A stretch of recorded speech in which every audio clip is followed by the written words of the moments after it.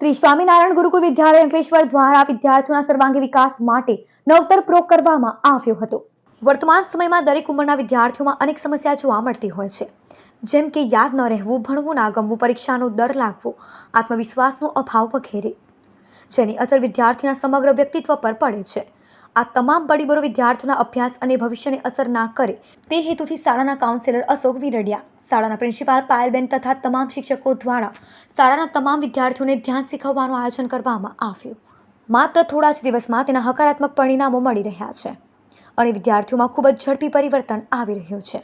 અમે અમારી શાળાના તમામ વિદ્યાર્થીઓને ધ્યાન શીખવવાનું શરૂ કર્યું છે અને અમે એક અઠવાડિયાથી ધ્યાન શીખવીએ છીએ અને એક જ અઠવાડિયામાં અમને ચમત્કારિક ફેરફાર જોવા મળ્યા છે અને વિદ્યાર્થીઓ પોતે અમને જણાવે છે કે સર, અમારા અક્ષર એક જ અઠવાડિયામાં સુધરી ગયા, અમને યાદ રહેવા લાગ્યું।